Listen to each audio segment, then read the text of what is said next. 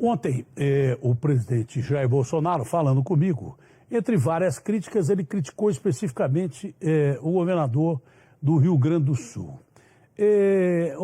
Em política nada é de graça, né? Política você sabe que nada é de graça.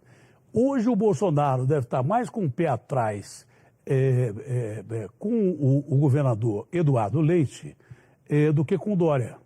Porque o próprio PSDB questiona se o Dória pode ser candidato. Pelo trabalho que vem fazendo, o Eduardo Leite é o preferido de muita gente dentro do PSDB, dos tucanos. Ele deveria ser o candidato natural para muita gente dentro do PSDB e não o Dória, que está se tornando muito impopular. O governador foi atacado pelo presidente Jair Bolsonaro, do mesmo jeito que o Ciro atacou o Bolsonaro hoje, ele atacou o Eduardo Leite, porque já está vendo particularmente, isso é bom para o governador lá do Rio Grande do Sul, que o Bolsonaro deve estar vendo o Eduardo Leite como um possível aí candidato a presidente da República no lugar do Dória, que está desmontando pra caramba. Aqui em São Paulo é difícil o Dória ser eleito para time de botão até, se continuar tomando essas medidas aí. Vamos ver o que o Jair Bolsonaro falou, o presidente Jair Bolsonaro falou do governador do Rio Grande do Sul, que ligou e pediu direito de resposta. Aqui não tem direito de resposta. Aqui tem liberdade democrática para falar a hora que quiser. Tanto que eu já entrevistei o governador algumas vezes, quando ele pôde me atender, e algumas vezes eu liguei para o governador, ele não pôde me atender. Mas quando ele pôde me atender, ele me atendeu com a maior gentileza, que aliás é característica dele, além de competência. Mas deixa eu ver o Bolsonaro dando um pau no governador do Rio Grande do Sul e vamos falar com o governador. Põe na tela, por gentileza. Agora, aponte onde nós erramos. Onde faltou recurso para nós aqui mandarmos para estados e municípios. Tem estado como o Rio Grande do Sul, por exemplo, que estava quase 3 meses atrasado sua folha de pagamento. O governador Leite botou em dia sua folha de pagamento e se esqueceu da saúde, por exemplo. Tá? Então, vários estados botaram suas contas em dias em cima de recursos que era para a saúde.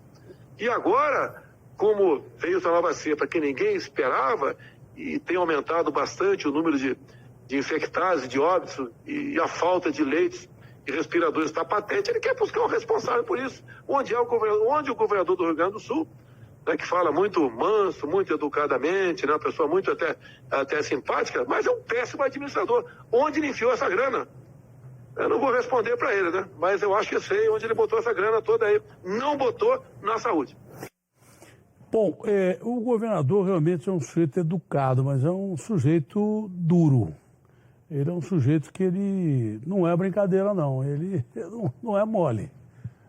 Tanto que está fazendo uma boa administração lá no Rio Grande do Sul. Bom, governador, o senhor sabe que o espaço aqui é democrático. Todo mundo fala, né? Ontem eu entrevistei o presidente Jair Bolsonaro, hoje eu já entrevistei o Ciro, tem o Flávio Dino, e eu pedi para que tivesse mais um trecho do Ciro dizendo que é impossível o cara ficar preso dentro de casa com auxílio de R$250, ou então sem auxílio como nós estamos agora. Tá? Cara de esquerda falando, não foi o Bolsonaro que falou, foi um cara de esquerda falando. Mas, governador, especificamente sobre esse ataque ao Bolsonaro, à sua gestão, o senhor fica à disposição para falar o que quiser falar, como sempre esteve à disposição, democraticamente falando, no sistema Bandeirantes de Comunicação. Prazer falar com o senhor. Abraço grande, governador. Prazer é meu. Obrigado, um abraço da Atena, uma alegria poder estar aqui contigo, infelizmente nessas condições de ter que responder um ataque, mas eu não vou responder o ataque do presidente com outro ataque, porque embora ele nos ofereça ataques no momento que deveria estar oferecendo ajuda, eu venho aqui apenas colocar a verdade. O Rio Grande do Sul é um estado que tem um problema fiscal há muito tempo, há décadas, o estado gasta mais do que arrecada, e o nosso governo entrou lá em 2019 com muita disposição para fazer reformas, para ajustar a máquina. A gente fez a reforma previdenciária que foi a mais profunda do Brasil. Isso não sou eu que está dizendo, foi o próprio IPEA que fez estudos que apontaram isso. Nós ganhamos prêmios pelas reformas que nós fizemos aqui, uma reforma da Previdência, uma reforma administrativa que ajudaram a reduzir só no ano passado a nossa despesa com a folha de pagamento em 700 milhões de reais. Ou seja, no ano passado, o Rio Grande do Sul diminuiu em 700 milhões de reais a despesa com a folha de pagamento, porque a gente cortou anuênio, triênio, quinquênio, uma série de vantagens que se incorporavam nos salários de servidores públicos aqui, que precisava ser revisto. Fizemos uma reforma previdenciária, aliás, acabo de aprovar agora, nesse momento. Aqui posso dar... Nesse momento, a Assembleia Legislativa do Rio Grande do Sul acaba de aprovar uma reforma na Previdência da Polícia Militar, porque nós enfrentamos a posição do presidente da República, que queria uma reforma mais acanhada para os estados, né? Eu respeito muito a polícia, mas a gente tem que ter sistemas sustentáveis de previdência e não que não se sustentem e que façam com que o Estado não consiga pagar as contas. Então a gente fez uma reforma da Previdência porque entramos na justiça para ter o direito de fazer a nossa própria reforma, a nossa própria estrutura previdenciária aqui, ao contrário do que o presidente tentou impor aos estados com um sistema previdenciário que não se sustentaria. Então a gente tem feito muitas reformas e isso foi o que ajudou a colocar o salário dos servidores em dia. Do outro lado, eu cheguei a lançar um desafio ao presidente. Então diga qual dinheiro que foi para a saúde que não foi aplicado para a saúde, porque ele fala, ataca e não mostra. Qual é esse dinheiro que ele diz que foi enviado para a saúde e que não foi utilizado na saúde? O Rio Grande do Sul aumentou em mais de 130% os leitos de UTI. Eram 900 leitos antes da pandemia, são mais de 2.100 leitos de UTI no Rio Grande do Sul agora pelo SUS.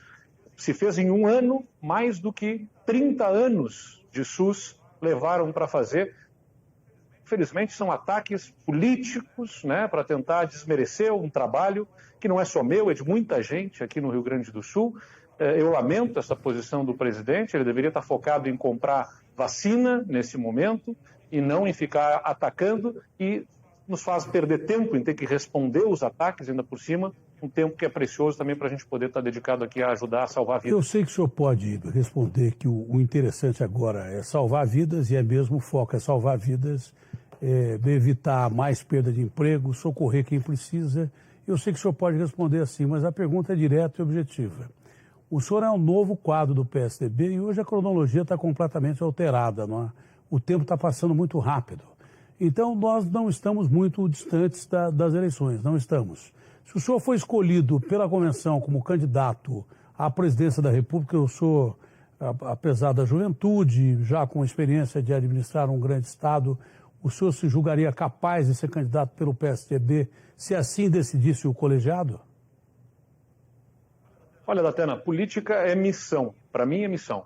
E eu entendo justamente, está aí, o pessoal acabou de ver a forma como o presidente faz política. É ofendendo, é atacando as suas responsabilidades. Nenhum problema é culpa dele, é de alguém. Sempre acha alguém para terceirizar as responsabilidades. Eu acho que o Brasil precisa superar isso. Eu acho que no ano que vem, em 2022, a gente precisa encontrar um caminho de centro, de sobriedade, de capacidade de tocar nos problemas que realmente afetam a vida da população e não em ficar criando problemas novos. Então, antes de mais nada, eu quero ajudar a construir esse caminho de centro e de sobriedade. E a gente viu aí o que aconteceu ontem com a liberação das acusações do Lula, das decisões sobre o Lula. Volta um debate nos extremos, né? Bolsonaro de um lado, Lula de outro. Eu acho que a gente tem que, de certa forma, acabar com os extremos antes que os extremos acabem com a gente. A gente precisa focar em construir caminho e alternativa com sobriedade, o que não significa ser morno e não ter posição. Significa poder trilhar um caminho de reforma que ajude o país a se desenvolver, a gerar crescimento econômico e emprego. E eu me sinto capaz de dar colaboração, onde entenderem melhor. Se entenderem que o meu papel será de liderar um projeto, eu, com alegria e muita disposição, muita energia, topo essa missão. Gostei. Simplesmente por atender uma ambição. Eu acho que tem que ser dentro de um propósito de reunir pessoas por um projeto. Se provarem ali na frente que outra pessoa melhor sintetiza essa capacidade do centro e tem mais capacidade eleitoral, seja Dória, seja Huck, seja quem for com capacidade e com discernimento, com capacidade de gerenciar a crise, enfim, se alguém tiver mais capacidade eleitoral, terá meu total apoio. Eu quero que o Brasil recupere, como eu disse, a sobriedade e a sensatez para poder focar os problemas que realmente atrapalham a vida das pessoas. Olha, gostei, eu pensei que o senhor ia escapar da pergunta, respondeu de uma forma objetiva, diz que topa se assim for determinação do partido como missão, gostei. De personalidade, apesar de jovem, gostei da resposta. E uma última pergunta, eu gostaria que o senhor respondesse com rapidez, que eu tenho um intervalo comercial. Se é até gozado, né? O Ciro falou que foi estranha a liberação do Lula como elegível e a suspeição do Moro nesse caso do Lula. O mesmo ministro Fachin que fez isso ontem, hoje votou contra a suspeição do Moro em outros casos. Eu não entendo uma coisa dessa. Mas é uma decisão técnica. É duro explicar essas decisões técnicas, porque a gente respeita os ministros do Supremo, porque são ministros do Supremo, mas a gente tem o direito de discordar ou achar que, no mínimo, é esquisito. De uma hora para outra, o Lula é candidato, o Fachin diz que o Moro é suspeito no caso dele, mas hoje ele vota contra a suspeição do Moro, empatando aí em 2-2 e falta um voto de Minerva.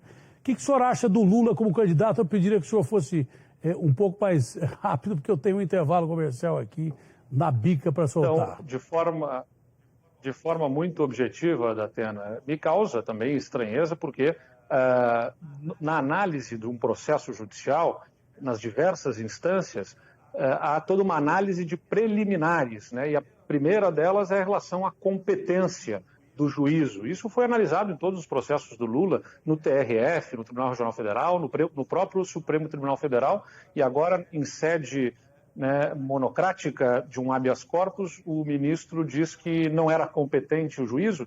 É estranho, mas a gente respeita a decisão, né? E o importante é que a população possa saber que existe alternativas para além de Bolsonaro e de Lula, e que a eleição não é oportunidade para a gente tentar destruir alguém. Não é Bolsonaro para destruir PT, destruir Bolsonaro. A eleição é a oportunidade de construir algo. A política é sobre isso, sobre construir e não em tentar destruir algo que a gente não queira ou pense diferente. Vereador, foi um prazerão falar com o senhor. Um abraço grande aos nossos irmãos aí do Rio Grande do Sul. Muito obrigado ao senhor. O senhor sabe que o dia que o senhor quiser falar, o senhor tem espaço democrático aqui na Band, no Grupo Bandeirantes, obrigado, como todos têm. Tá bom, governador? Obrigado, um grande abraço. Abração, governador. Gentil, bacana e firme, hein?